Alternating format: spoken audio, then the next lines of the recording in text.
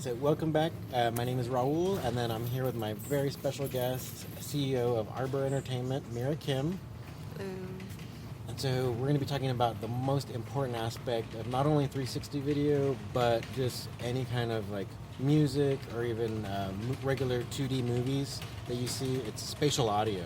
So this is a type of audio that can really immerse you into the subject you're watching, so you can actually it makes it actually more like natural the way we hear our real world, where it's like say back there behind MeeRa there was someone walking, you can hear them going across that way, like your our ears actually already let us know which direction sound is coming from. So that's all spatial audio, and then we're just trying to recreate that for film, and in particular our field, 360 videos. And MeeRa, can you give us some thoughts about 360 or spatial audio? I would say, like you said, it's a crucial element of really the whole 360 experience, because the that ability to like look around has never really, well, I feel like spatial audio never really quite had the potential to really realize like how well it can marry with the visual like visual artistry in the way that you can in 360, because when you're immersed in the headsets, and then you have that limited agency of just looking around, but because you can look around, if there is a sound behind you, then suddenly now you can look back there, and you have there's a direct consequence to that sound being behind you. Whereas like when you're watching a movie screen, even if you turn around behind you, there's nothing behind you. But now, like in 360, when you turn around, there could be something behind you. So I'm very excited about the future of spatial sound in 360 and VR, because I feel like it just opens up a whole new kind of playing field for, I think, sound designers. And yeah, I'm pretty excited to see what some of these sound designers who've been traditionally working in like the 2D or not the 2D, but like in the framed medium, what they'll do when they get their hands on a project where they have the full visual spectrum around them too. You said that you've been creating some like spatial audio in your 360 projects. And can you tell us a little bit about like that process? Yeah. So with Bane, we did do spatial audio. Like we had our main actors; they were all lobbed, and so once we had all of that data, we sent it off to a sound mixer, and he took those channels and he used the Facebook spatial audio program to actually like map out where the characters were, and then he could assign their individual channels and like actually move them around. So when they moved around in the space, then you would actually hear them moving around in the space. Yeah, that's awesome. That's awesome. And then, like like I said earlier, it's like we're creating these programs to actually try to make the experience actually even more like the way our bodies are actually creating our world for us.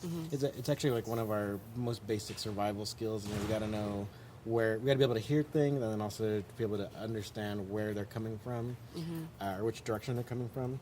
So I guess I might as well introduce this image, because I don't want to make the video to be like instructional how to edit spatial audio, but kind of give an example. Yeah, it's a good intro. Yeah. So I'll show you this. You think all right, so we'll go over to MeeRa's side here. So thank you for holding it. Yeah. So this is an example of a spatial audio program.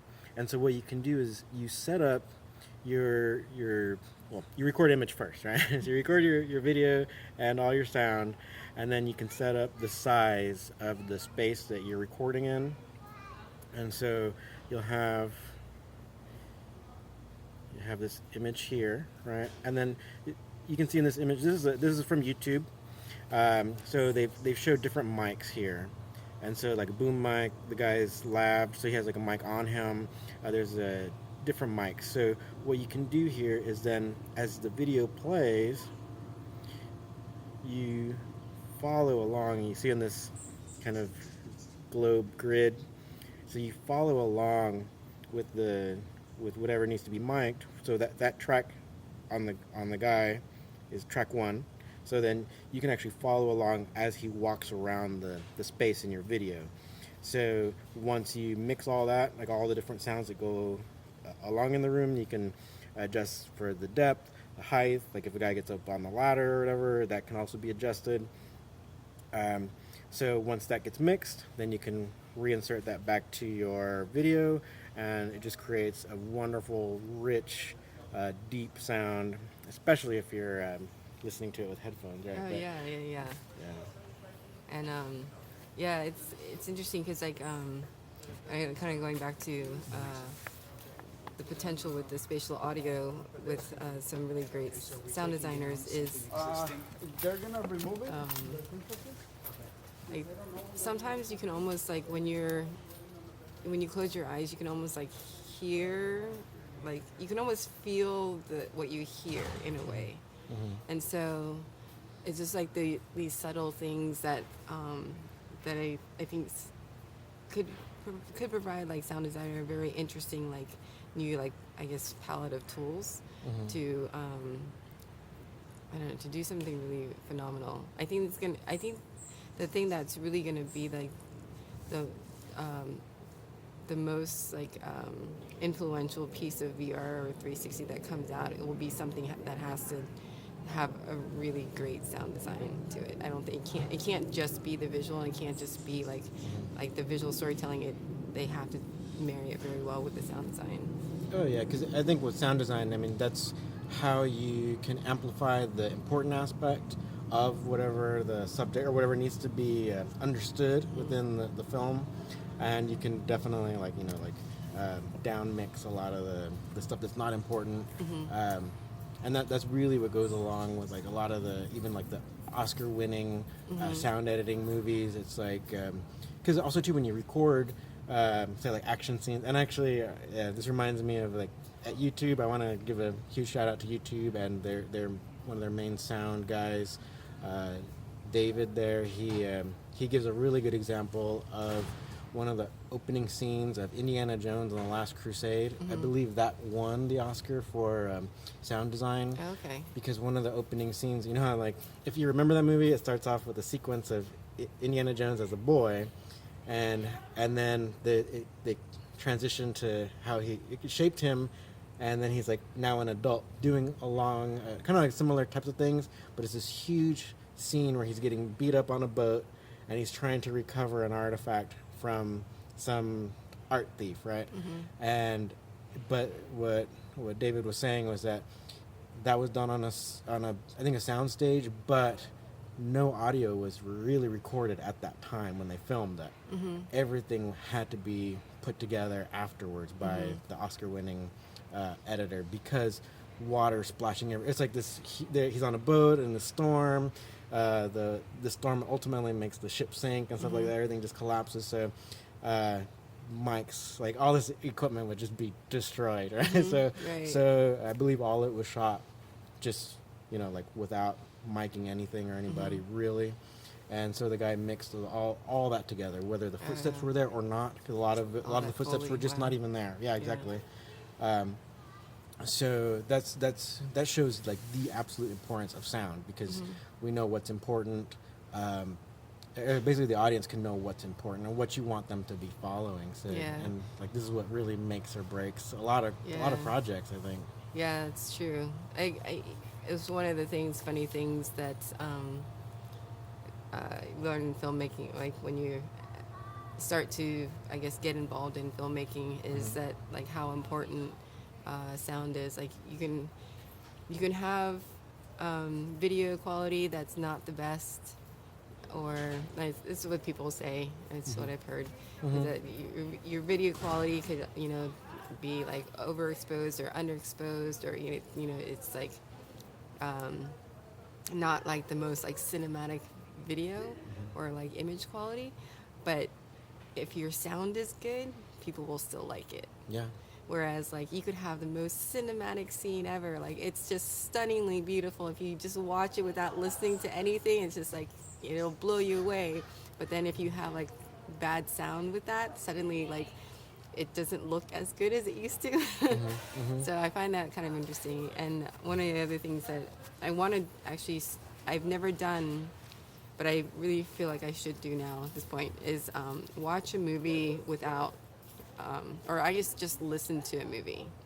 And because I've never just listened to a movie and not watched it. Although I have watched movies without the sound to see if like this, you know, just you can still understand what's happening in the story without listening to it. Because that's supposed to help you with, I guess, like it helps you like pick out the any, I don't know, potential issues with pacing. But yeah, I've now that, you know, especially after getting into 360 and really having it drilled in like how important the sound is, because we always knew that, like, you know, as like when you're learning filmmaking, like that's one of the things that is constantly drilled into you. It's like your sound is really important. But yeah, I think I never really thought to do the opposite of like watching a movie without watching the movie, but only listening to it. Yeah. But I think that's probably definitely next thing on my educational list of things to do.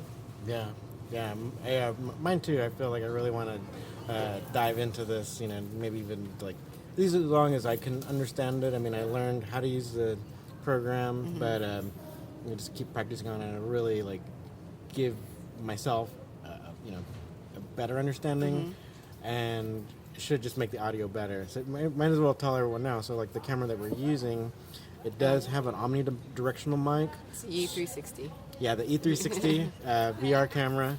And so you see like people are walking around. You should, if they were to be talking or like, you can hear like the keys moving. So it should have what's called like a Doppler effect too. Like you should be able to hear differences in the pitch as she walks past. You can be able to kind of tell the depth. So we're closer to the mic, so we should sound better, I hope. Right? Yeah. But as you see all the stuff that's going on around us, you should get if you're hearing it with the headphones, you should be able to hear that things are a little bit further away, and you can hear better what's close as well. And it's just really important. But say like if we're doing some like really big time, high budget movie in 360, then we would definitely put a lot more time into like miking everything and then mixing it better. Actually, I was thinking too, like it's not just in like the video and film and video world that, you know, sound is so important. In theater too, it is like a friend of mine did this show, and he does it every. I think they do it every year, and it's a Halloween show, or it's a horror show, and like in it, there's a moment where you're just in complete darkness, but you just hear these like whispers all around you, and that was probably like one of the most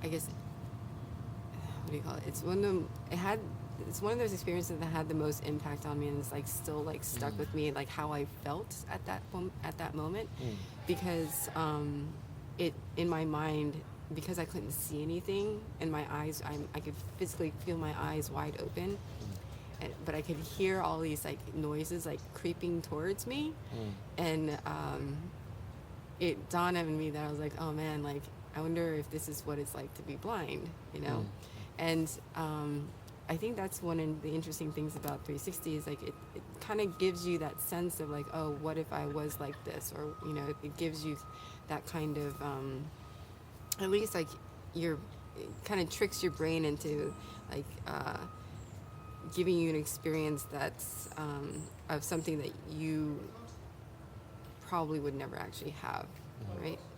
That makes any sense.